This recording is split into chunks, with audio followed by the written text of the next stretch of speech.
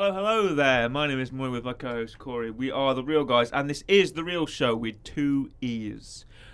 Today we are taking a journey to Middle-earth and the lands beyond with Amazon's The Rings of Power. Correct.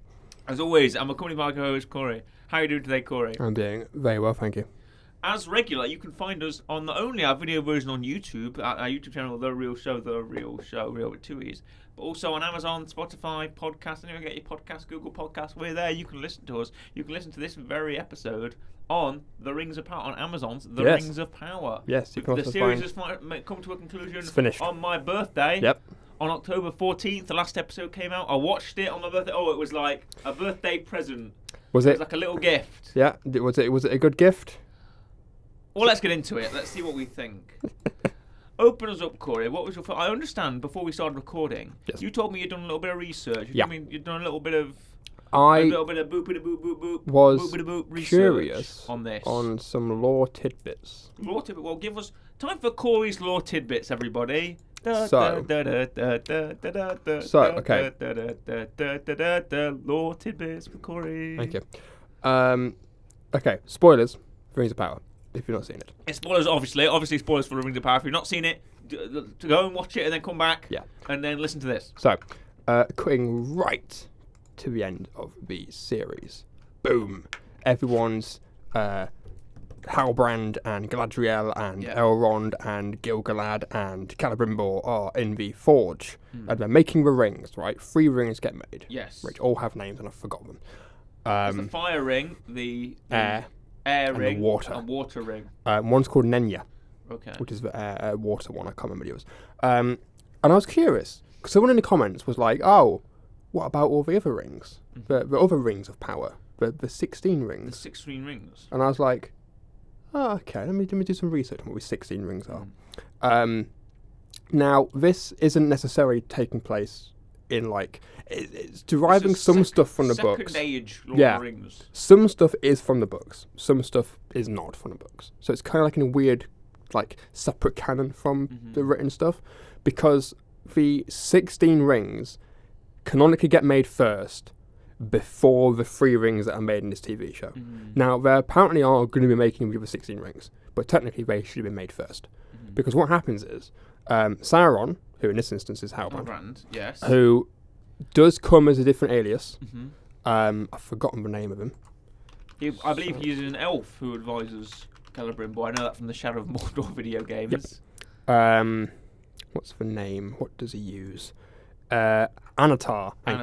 Yes. Anatar turns up and teaches Celebrimbor how to make rings, which is kind of seen in this show by Halbrand going, try and make a dream about an alloy. Try making an alloy. You know what an alloy is? Yeah. Consider it a gift. It's kind of a way of doing it, but also, but he does teach him. Now what happens is, with the help of Anatar, Celebrimbor makes 16 rings. And then about 90 years later, Celebrimbor on his own makes 3 rings. And then 10 years after that, Anatar makes 1 ring. 1 ring. Which is the 1 ring. Yes. So I don't know why they've made the 3 rings first and not the 16 rings come before that, which, if you're wondering what they are, 9 rings go to the men, which make the Nazgul. 7 rings go to the dwarves, which do nothing. Because dwarves can't be corrupted. No. And so they don't work. Because what happens is, the whole point is... The 1 ring... They all wear the ring. Yeah. And then whenever Sauron's wearing the wrong ring, anyone who is wearing another ring of power is under his control. And that doesn't work because the elves go, we know who you are, we're not going to wear them. Yeah. And the dwarves can't be corrupted. So it's just for Nazgul. Just the Nazgul. That's why they call them the 9. Yeah. Just the Nazgul, because they're the kings. So I don't know why they've made this the ring first. wraiths. Yes. But they decided to make these rings first, which is fine. They're the rings we know. We see them in the films. Gandalf wears one. Yep. Because Gandalf gets one. He gets... Starry. Yeah, Gandalf gets gil-galad's. Galadriel is seen wearing hers, and Elrond is seen wearing his in the Peter Jackson movies. But we see them. That's kind of out of place. Also, Gandalf is 100 years off, or 1,000 years off from appearing. Where he's supposed to be. If it is Gandalf. If we know the man who is known as the Stranger is meant to be Gandalf. Gandalf. Now, I'm going to shout somebody out here. I know you'll be listening to this, Ryan Jones. So I'm going to shout this out to you. For anyone who's unaware, that's our manager. Yes, yeah. The station manager here at the thing we run at, and who basically supervises all of these podcasts before they go out. Yeah. But when we were speaking to Ryan just today when we were having lunch, Ryan, who's, I assume, quite an adept Lord of the Rings fan. Yes. Of the lore and whatnot. By the way, have we ended Corey's lore tidbits? Yeah, that's it. Again? That's okay. it. It's rings are made out of order. Gandalf's too early. Okay, great. Well, Ryan already told us this. Yes. He said that there's the appendices at the back of Return of the King only state where the dates are, and there's just places you can fill in. Yeah. And then the Silmarillion goes into more of the detail of that and more second age. I'm not big, as I said before, I'm not big on second age Lord of the Rings. I'm more third age. Yeah. I'm not big on the earlier stuff. I'm not. This is why I had to look up what order Lord of the Rings made in. I remember I had the wiki fanon article for Morgoth up last time we talked about it. You did. But speaking of Morgoth, not speaking of Morgoth, but speaking of Halbrand, we bashed the poor lad I thought you were in about our to first mention. episode. I thought you were about to mention the Balrog then for a second. No, well, maybe. Where did that Balrog go? What's happening with the Balrog? I think that's the Balrog from Return of the King. Sorry, Return of the King. Two Towers. I think it's supposed to be the same one. Okay, that's in the bottom of that mountain. Yeah. That make it Moria? Oh, that's a good point, isn't it? I don't know. It could be a reference because there's only one Balrog left by the. Right. I believe there's only one Balrog left by the time it's like Return of the King. Right, by that time period, there's only one left, which is the one they find. Right. So I don't know if they're. And that did look like the Balrog. Unless in like maybe next series that comes out and then like Durin has to fight. Maybe I don't know. Also, Balrogs don't have wings. No. Stop giving him wings. I know Peter Jackson's had wings. He can have to give it wings now, but Balrogs don't have wings. Sorry. That's my other lore tangent. No, thank you. We appreciate that. But yeah, Halbrand is here. Yes, we bashed him in our first episode. Calling back to that, we absolutely slated him. Yep. Saying, there's no character like, he's an original character. Oh. What's the thing? He was an OC. Yes. And so obviously he had to do something because Amazon would not have made a character. Do something. You had to be someone. Yeah. You wouldn't make an original character to have it be no one. Lord of the Rings, not have him die. We thought you'd just have him die. Well, yeah, because he didn't appear anywhere else. Exactly. He gets killed off. But no, he doesn't die. Nope. He does not die. No, he is. He instead is, we are led to believe, due to these three magical witches who turn up, wizards, I honestly thought whatever they are. The one with the eyes was like a Saruman type figure or whatnot. Well, in the trailers before it came out, everyone was saying it was. Okay. And then it came out and everyone was saying the guy with the long black hair might be. But no, now we know it's Halbrand.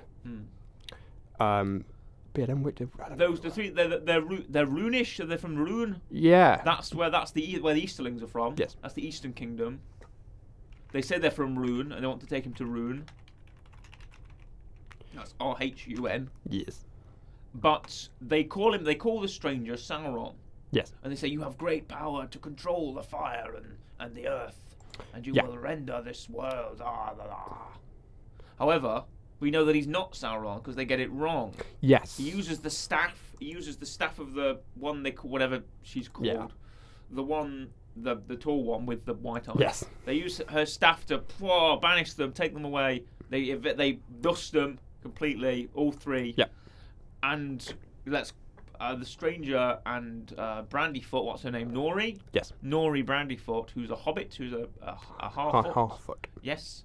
Leaves with the stranger to whatever, parts unknown. Yeah. Where they're going. Also, the stranger can talk now.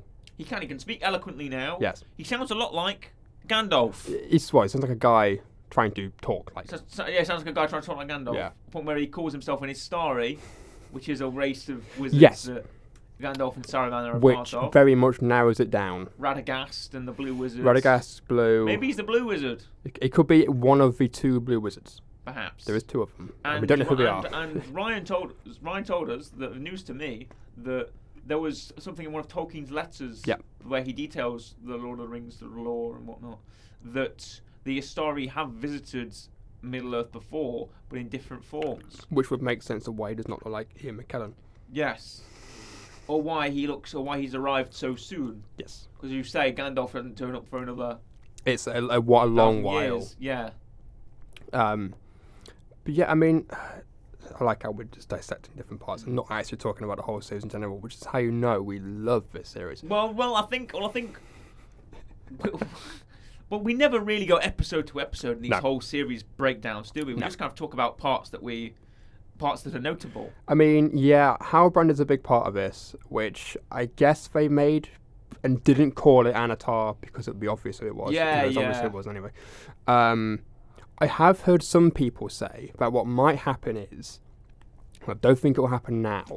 They were saying like maybe Sauron was going to be multiple people, so like Halbrand and someone else, and there'd be like scenes later on where they're like, I didn't have that conversation, or I didn't tell you that, Yeah. and we reveal that Sauron would just be kind of becoming other people. I don't think it's going to happen now. Okay. Because also Halbrand at the end is just at Mount Doom now. He confesses to Galadriel that he is Sauron. Yep, and then he disappears, He says, "Me, your hunky hot boyfriend. Yeah. I'm actually the most evil man in all Yeah. of Middle Earth. and then he's I'm Sauron." staring at Mount Doom. And then he drops the most pivotal piece of information in the river, deciding not to destroy it or do Yeah. anything but take it with him. Yeah. For Elrond to just find. Okay. Yeah. I said that as episode when I watched that, and I saw Elrond go down to that river, and I said, he's not just left the scroll there, has he? His entire plan has been foiled Yeah. by Elrond finding out that you've just done it, haven't you, Yeah. Sauron? Now you just leave. The other issue is, right, with Sauron, who It's is the creation of Mount Doom as well. See the creation of Mount Doom, Yeah. where there's the blade that the young lad Theo has, yes, the servant of the man, the Yeah. servant of Sauron. They do like a switcheroo. Yeah. And he has the sword and he stabs it into the watchtower, and the watchtower breaks the dam, and all the water flows and goes into the lava Yeah. at the bottom of the mountain and explodes it and creates Mordor and Mount Doom. yeah. The thing with the whole Sauron thing as well is that Celebrimbor and Sauron are is supposed to get manipulated over like years of time, Yeah. whereas this took place Like in about one day? like couple of days? 15 minutes. Right, okay. It's like this man wakes up injured in your like forge or whatever. Yeah. Like he wakes up and he's like, "Oh, who anyone here?" And he's like, "Oh, it's me." "Oh, what are these crystals?" "Oh, have you tried doing this?" And he's like, "Okay, you can smith for me now." Oh, Celebrimbor. Oh, hello. You can Yeah. do this for me. Oh, how about some nice rings, Celebrimbor? Yeah. I'm in the market for a lovely ring. Yeah, it's like, where's the like overtime manipulation? You've got You like, could have kept this for. You could have had. Right. there's like here's what 8 you could have series done or is- something. Here's what you could have had. You could have had. I don't mind if we're gonna have to stick with Halbrand, whatever. Yeah. Keep him Halbrand. Yeah. And just do the Sauron tease at the end, and don't just have him go back to Mordor. And keep the tease that they call him Ardar. Yes. Ardar, is that it for father? Yeah. And he believed to be some kind of dark elf. Is that correct? Yes. Because people were under the illusion that he was Sauron. Yeah. Because he was like a leader of the orcs. Yeah. And But he is not. we now believe that he is just what people say he might be like not the Witch King. Sorry, 'cause the Witch King's a man. Like some kind of mouth of Sauron type figure. Yeah, he's going to be some higher up Yes. in Well, fate. actually, no. There's a theory that the guy with the beard from Numenor. Yep. If people are saying apparently is supposed to be the mouth of Sauron, The guy with the beard from Numenor. the Chancellor, Oh, the older. the old Yeah. guy, not the dead man in the bed, not the old man in the No, bed. I thought you meant the guy whose like son died, the guy in the boat. Oh no, not him. Because he is an actual person in the later films. Yeah. Isildur. Yes. No, not Isildur. Well, no, that's Isildur's That's his father. son. That's Erendil. Yeah. Erendil's his father. Yes. Who is Not Isildur. Yeah. Isildur is Aragorn's father. Wait, no, Aragorn's No. descendant. Sorry. Yeah. Yes. Who Descendant of Aragorn. currently Wait, no, that was in opposite. this is dead, supposedly. Aragorn. No, no, it's Isildur. Isildur. No, Isildur's alive, isn't he? No. Because his father is like, "Where's my son? What's happened to my son?" Yeah. And then because he's holding up the house for the queen, and then the house collapses, and then you see his friend that he was without his son, and then his father's like at that point doesn't like the elves or doesn't like Galadriel. Yes. But his horse runs off, and so I'm very much expecting the second season for his horse to just come running back with him on his back. Right. It's probably not like, it's probably just supposed to be dead, so his father's upset, and then later on he'll come back. Fair enough. But my point was that it's believed that the mouth of Sauron is a person from Numenor, someone from Numenor. Yep. So we know what happens to Numenor. Yes. Spoilers. The island of Numenor is destroyed. Yep. That's why I honestly thought they kind of punked us a bit by having Isildur and Erendil leave Numenor, thinking, "Oh, the cataclysm's going to happen now." But no, it happened just a bit later when they get back to Numenor. Yep. But they do end up leaving, and it's believed that the Chancellor is may become the mouth of Sauron somehow. Possibly. This series seems like it's trying to bridge gaps between the Yes, film. yeah. And It's trying to create some level of... because there's things in this that might connect to, or do connect to the films, they connect to The Hobbit, they connect to various other bits of pieces and kind of give it back. Like, oh, here's Elrond, and now you can understand why he is what he's like in the films, and why he's, not as, chirpy as he is in this, or whatever. And you can kind of see that here's a relationship between the elves and the dwarves, and this is... Galadriel. Yeah. This is why... It's that one bit where Elrond and Celebrimbor walk what is apparently supposed to be the space of 90 miles, I found out. Yep. In about, 5 minutes, and they don't have a horse and carriage or any form of transport. Yeah. So... No coats or anything, they just walk there. I was going to mention this. This happens a lot in this, where if it's a generic showing of time, right? Let's say you're watching a film, and there's a guy who wakes up, gets dressed, leaves his house, right? So he's opened the door, shuts the door.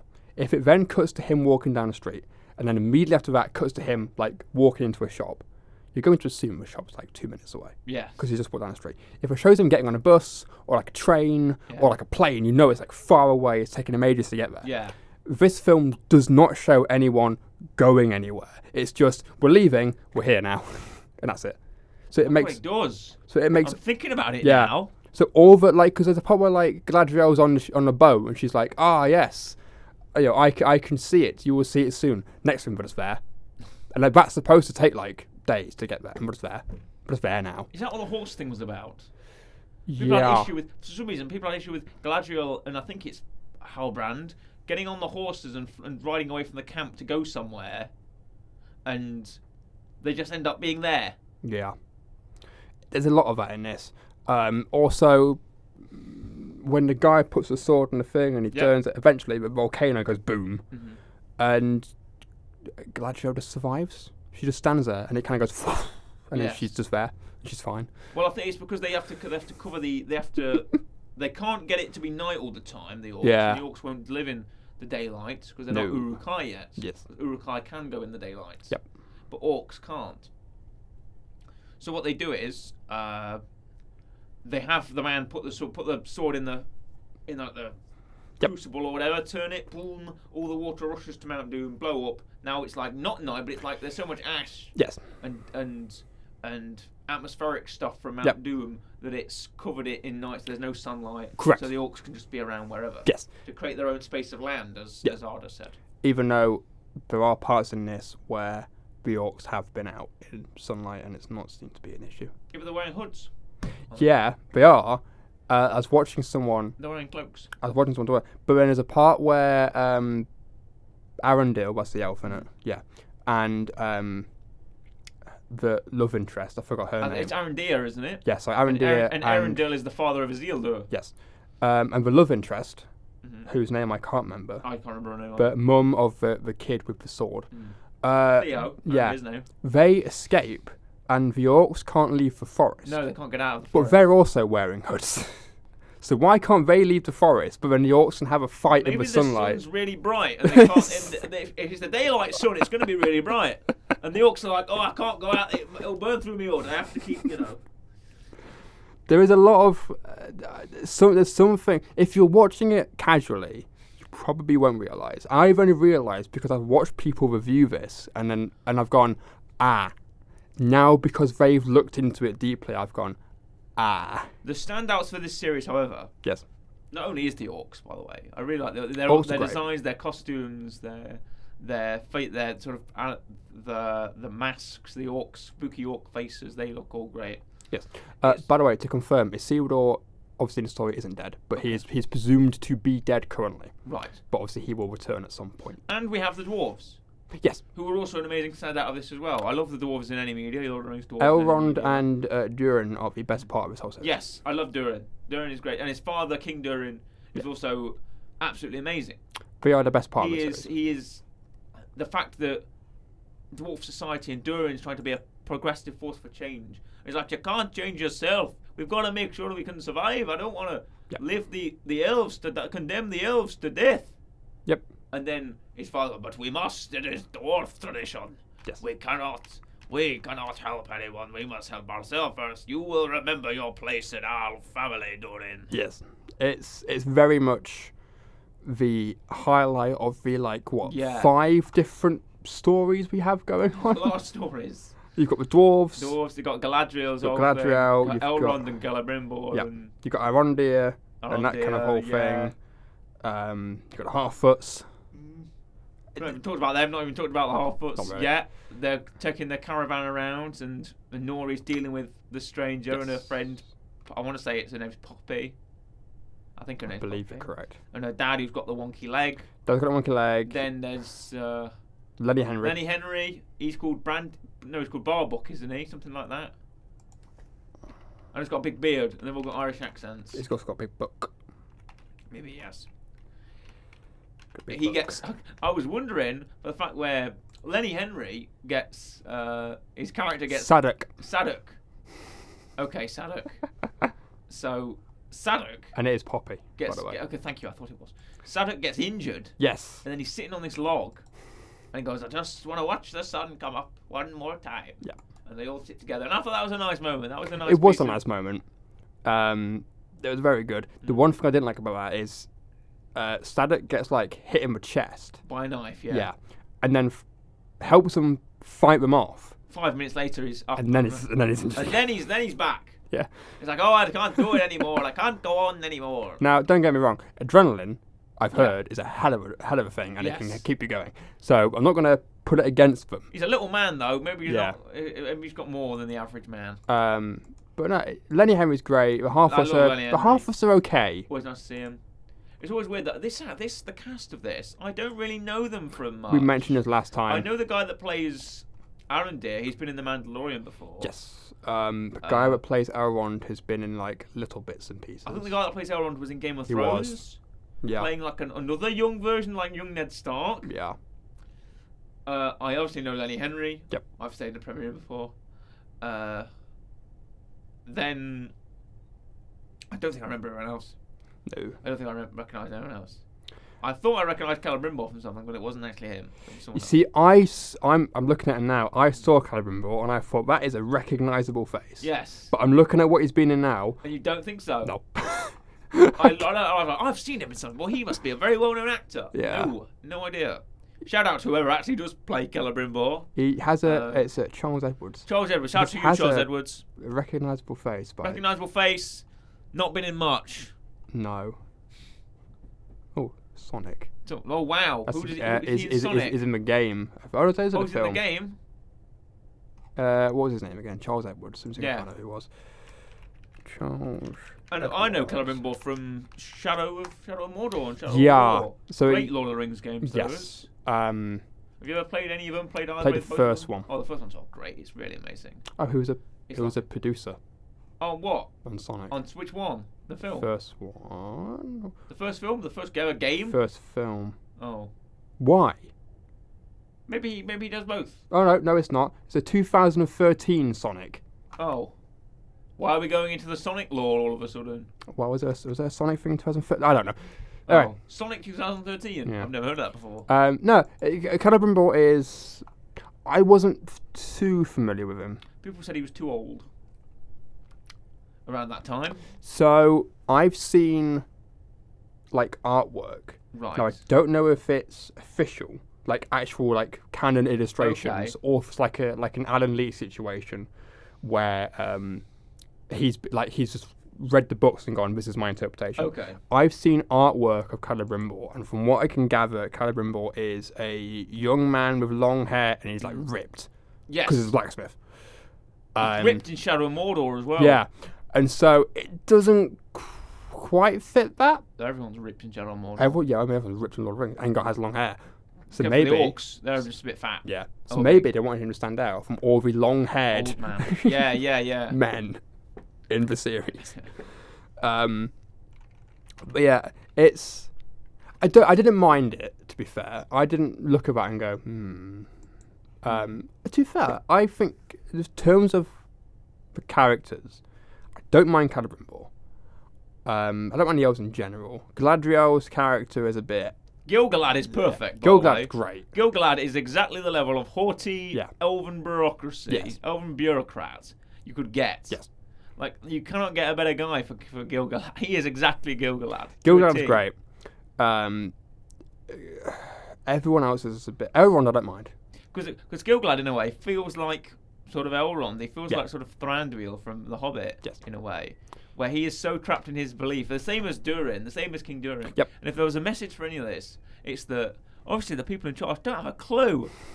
It's about what's really happening. No. Gil-galad's like, you must save the elven people, you must force the dwarves into help to help us. And Durin's like, I will not help a dwarf. I'm sorry, I will not help an elf. I will not. That was a flawless Durin impression, great. by the way. Yeah, that was really What's good. your best dwarf? Give me your best dwarf. You can do a dwarf. Okay. You got to say, I will. Do you want a line? I'm looking up Gimli quotes. Give me 2 seconds. All right, okay. Salt tip orc. There you go. Bang. That still only counts as one. Yeah, that's a fair one. What we got? Gimli quotes. Give me some best Gimli 15 Gimli quotes. Here we go. I would do. They're kind of similar. Salty pork. You can't say salty pork. On my axe. On my axe. On my axe. Give me a Gimli quote. What else we got? Come on, give me a. Anyway. Nobody tosses a dwarf. There's one. Nobody tosses a dwarf. There you go. Who else is on this Gimli quotes? Not much. Come on, that's not a Gimli quote. Don't tell me off. That counts as nobody tosses a dwarf. God, what other Gimli quotes? Certainly no. That still only counts as one. How? Okay, yeah, that isn't on here. Oh, is it not? No. Oh, that's the best Gimli quote. Come on. It's Number 1 is I could do that, which is when Legolas says. Yeah, the friends. Yeah. I never thought I'd die. Fight side by side with an elf. Yes. Yeah. How about a box? It's the best. It's the best one. It's the best one. It's the best one because they're fighting in the battle of not Helm's Deep, it's Minas Tirith. Yes. And Legolas does this amazing move up onto the Oliphant, kills all the Easterlings, does like a 3-arrow shot, bang, back of the head. The Oliphant slides down the trunk, lands on top. He's like, and then Gimli goes over and he goes, "That still only counts as one." Yeah. It's to be fair, again, Durin is great. Yes, the dwarves are Durin, great. Yeah, the dwarves are the highlight for me. Even Durin's wife. I like Durin's wife. As just someone who seems to be really devoted and has a bit of fun. I like their sort of jokes together, where it's like, "Oh, I've broken your rock." They go, that's always fun to listen to. Even the inside, like maybe we should mention this. The visuals of this show, even Ryan to this when we spoke to him, the visuals of this show, absolutely tremendous. They're great. It has visual splendor, visual spectacle. It is this. It is the most expensive series ever. Most expensive television show ever made, right? Yep. They've thrown a boatload of buckets of money at this. Boatload of buckets of boatloads of money at this, right? So, like, what did I say last time? That's a lot. Million, billion, something about around billion. that. Something way more than a million. It's about a billion, I think. Billions and billions of money. Yes. At this. Obviously, Jeff Bezos has fronted the cash, and now we have this series, which probably looks very, very impressive. Mount Doom looks amazing. The old effects, the CGI feels like you're really in the world. The grass and the trees and the big boats and the fantastic battle scenes. And the armor, all the dwarven armor, the little face covering armor thing. Yeah. The beards of the dwarves, the orcs. How many orcs there are? Arondir's got his little almost wooden, like a tree face on it. Yeah, the tree face armor, the whole watchtower set and everything. The sets of the villagers, the set of Linden, is it called? Yes. The huge sweeping CGI shots of the city, the big white towers, and the sort of very Minas Tirith type architecture, the dwarven caverns, the cavernous sets, the walkways, the fire pits, the big holes, the huge mountain range, the mountain vista, the huge mountain backdrop of the dwarven kingdom. It's all so beautiful. It's a feast for the eyes. It's wonderful to look at. Yep. It's very clean and crisp. It's a beautiful world. Yeah, visually, it's great. That being said, yes, I suspect maybe from you, maybe a little bit less from me, that we didn't walk away from this series with as much as the high hopes as we thought, because this was under some stiff competition. Yeah. This went against House of Dragon as well, and later it's now going against Andor. Yes. But I'm not a person that cares for streaming numbers. I'm not at all. It's like wrestling TV numbers. It doesn't matter to me. Yeah, it doesn't matter. As long as you're making a good product, it doesn't matter. And for the amount of money that they've thrown at this, they have achieved something very incredible. Perhaps that will only be done once in our lifetime. Yeah. Which is to make a television show which is worth its weight in gold, worth its weight in the money. Yeah. Because it looks fantastic. It looks absolutely tremendous. Yep. To look at. Yeah. When we reviewed It's like this, Dune. It's like. Sorry to interrupt you. It's like Denise Villeneuve's Dune. I know we reviewed the 1970 version, but have you ever seen the 2021 version? No. Again, that's got loads of that visually. As I say, it's something that is visually very impressive to look at. Yes. When we reviewed the first 3 episodes or whatever it was, one thing that was the footnote and kind of what I ended it on was the show is stunning, but I hope it goes somewhere. Did it go somewhere? Kind of did. I think it took about 1 step back, 2 steps forward. This feels like the first series kind of feels like here's all the plot, so when we go into the second series, you know what's going on. But 2 years for a break. Yeah, that's, I know. It's I know like they're filming it now. It's like when Nori appears, you know why she's with this man. When all the dwarf stuff goes down, you know all the politics because we covered it in series 1. Yeah. When Halbrand and all them going about Sauron, you know who he is. We've covered it in series 1. It feels like that. It's like here's all the plot. Here's hopefully putting the chess pieces on the board. Yeah. Now they're all on the board, we can play chess. Yeah. It becomes one of those things where if you ever rewatch a series, you'll probably skip series 1 because you're like, okay, I know what happens, so I'll skip that. Go into series 2. Maybe it's a slow burn. Not all shows start off great. The one thing that I will disagree with, not about your take, but about the online reaction. Let's call it online reaction to this show, because we like to call ourselves a pop culture show. We like to take in many facets of the reviewing styles of whatnot and things like that. Yep. The online reaction to this show has been, I want us mostly negative. Yes, negative. My word was mostly negative. I literally this morning was on YouTube and typed in Rings of Power review, and it was Rings of Power is bad, is awful, disaster, disappointing, negative. Yeah. Oh, my grandma's backside. It's completely the only positive one I could find. Overwhelming. I think was a Mick take. Right. So Sure. But isn't that just a general criticism of the internet in general? Don't people want to hear bad things? It's what happens with everything.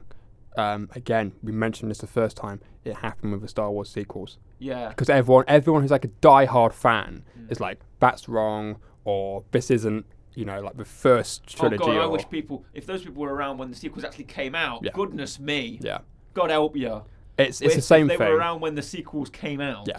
It's like these people would strike me as people that if they were around, if the internet was around in 1977 when the first Star Wars came out, you'd get exactly the same thing. Yeah, wouldn't you? Because there's a class of person. I'm sorry to cut you off. There's a class of person that will just use any form of negative criticism for their own gain. Yeah. For their own. That's why you get so many channels. I'm not going to name any names because there's no need.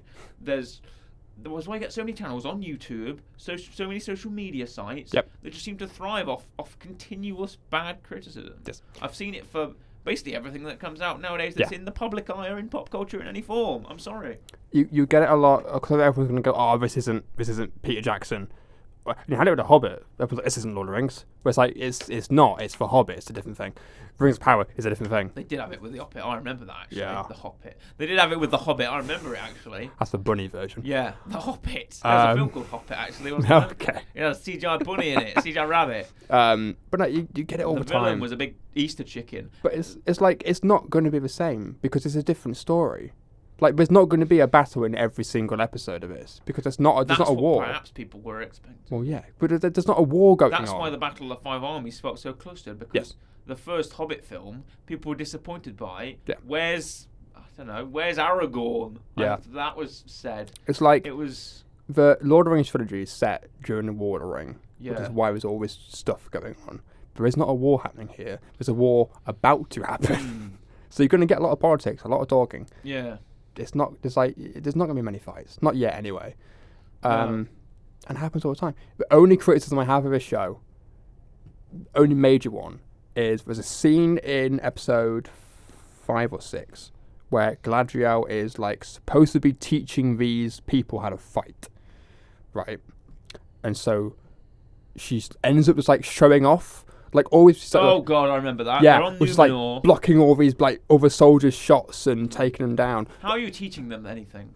Only criticism I them up. have is that in Fellowship of the Ring, Boromir is introduced, and it's literally like first 25 minutes he's teaching Sam, Frodo, Merry, Pippin how to fight, and he's not showing off. If this was Power of the Ring, he'd be kicking them in the head.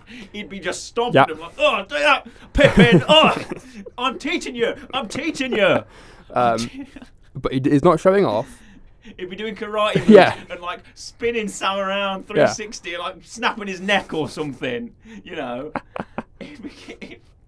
If that's happening, if this had happened in Power of the Ring, that'd be that. Sorry, Rings of Power. That'd be what would be happening. He'd just be kicking their butt, but stomping 4 little hobbits. In Fellowship, he teaches them how to fight. He thinks he's injured. I think Merry or Pippin gets upset, and then they all tackle him to the floor, and it shows his character because he doesn't agree with what's going on. He doesn't necessarily agree with what we're doing. He doesn't want the hobbits, but he has to. But he has to teach them how to fight because it's necessary. Whereas Galadriel is just kind of showing off. Galadriel's just like wielding 2 swords and doing like karate General Grievous kind of moves and spinning her legs around people.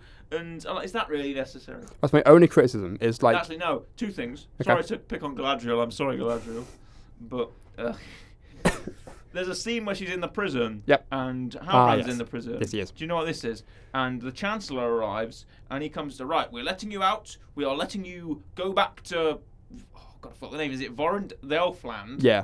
We're letting you go back there, and you're going to be taken to the Queen Regent. You will go to the Queen Regent. Yep. And now, bear in mind, she wants to go to the Queen Regent. Yeah. So she's let out of the cage. The guards stand around her, 3 dudes, 2 on the side, 1 in front of her. She wants to go to the Queen Regent. Why doesn't she go with the guards? I said to her, I was watching this with someone, and I said to them, she's going to do some weird karate move in a minute, just watch. Yeah. And what she did was, grab the handcuffs, spin, grab all 3 of them, throw them in the cell, and she goes, I'm going to go to the Queen Regent now. Why didn't you go with them? Why didn't you go with them? Yeah. My issue is Galadriel Pull the karate move out of your back pocket, Galadriel. Galadriel in this is almost trying to be Eowyn in Lord of the Rings. She's trying to be Eowyn. Because it's like Eowyn in Lord of the Rings is like the same thing. Is a female who wants something, is trying to control anger, and wants to be like this powerful. Eowyn was going to give Aragorn the what's the sword called? I forgot what the sword is called. His sword, Isildur's sword. Yes. And it was cut for Aragorn. I was like, why shouldn't it have been Eowyn? Sword. Anduril is the name of the sword. Anduril. I only know the Morgul blade. It's the only sword I can remember from Lord of the Rings. So what would your real rating be? So I gave it a 6.5. Initially, right? What did I give it? 7. 7. I feel like it's going to have to stay there. I think I'm going to bump it up to a 7. Right, okay. But it's still about 7. So we're both saying 7. Yeah. I'm going to keep my state where it is. Okay. Why the increase? Can I say that? Because it kind of went somewhere. See you next week, people. Kind of went somewhere. If they deliver on the fact they say that Sauron's going to be Walter White, unless you get Bryan Cranston, I don't see that happening.